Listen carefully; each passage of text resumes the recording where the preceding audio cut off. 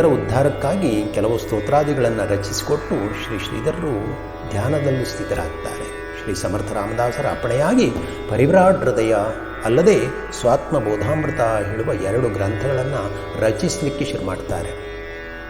ಪರಿವ್ರಾಟ್ ಹೃದಯ ಎಂಬ ಸ್ತೋತ್ರ ಅತ್ಯದ್ಭುತವಾಗಿದೆ, ಅತ್ಯಂತ ಆಧ್ಯಾತ್ಮಿಕತೆಯಿಂದ ತುಂಬಿಕೊಂಡಿದೆ. ಅದು ಭಗವಾನ್ ಶ್ರೀ ಶ್ರೀಧರ ಸ್ವಾಮಿಗಳ ಅಂತರಂಗದ ನುಡಿಗಳು. ಶ್ರೀ ಶ್ರೀಧರ ಸ್ವಾಮಿಗಳು ರಚಿಸಿದಂಥ ಪರಿವ್ರಾಟ್ ಹೃದಯ ಎಂಬ ಮಹತ್ತರವಾದ ಶ್ಲೋಕಗಳಲ್ಲಿ ನಾವು 1ನೆಯ ಶ್ಲೋಕವನ್ನು ಅಲ್ಲದೆ ಅದರ ಅರ್ಥವನ್ನು ತಿಳ್ಕೊಳ್ಬೇಕು.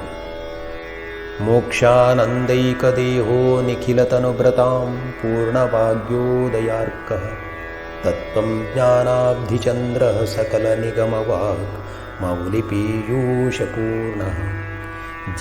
ಜೀವಬ್ರಹ್ಮೈಕ್ಯರೂಪಂ ನಿರತಿಶಯಸುಖಂ ಕಾಶಯನ್ ವೇದವೇದ್ಯಂ ಸಚ್ಚಿತ್ಸೌಖ್ಯಾತ್ಮಭೂಮಾ ಜಯತಿ ನಿಜರುಚ ಶಂಕರೋ ಯಸ್ತಮೀಡೇ.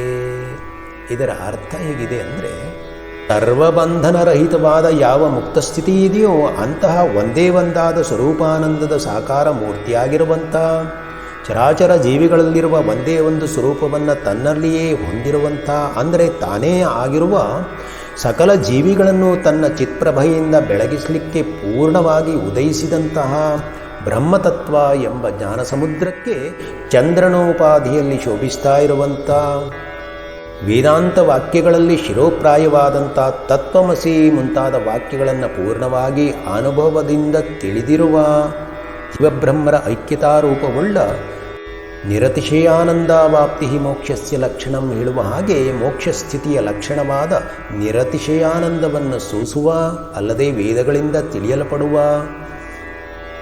ಸಚ್ಚಿತ್ಸುಖಮಯವಾದ ಯಾವ ಆತ್ಮವಸ್ತು ಇದೆಯೋ, ಪರಮಾತ್ಮ ಸ್ವರೂಪ ಇದೆಯೋ ಅದು ನಿಜವಾಗಿಯೂ ವಿರಾಜಿಸ್ತಾ ಇದೆ ಜಗತ್ತಿನಲ್ಲಿ. ಅಂತಹ ಯಾವುದು ತನ್ನ ಸ್ವಯಂ ಪ್ರಭೆಯಿಂದಲೇ ಮಂಗಲಕಾರಿಯಾಗಿದೆಯೋ ಆ ಪರಬ್ರಹ್ಮ ವಸ್ತುವಾದ ಸದ್ಗುರುವನ್ನು ಸ್ತುತಿಸ್ತೇನೆ ಹೇಳಿ 1ನೇ ಸ್ತೋತ್ರದ ಅರ್ಥ ಇದೆ.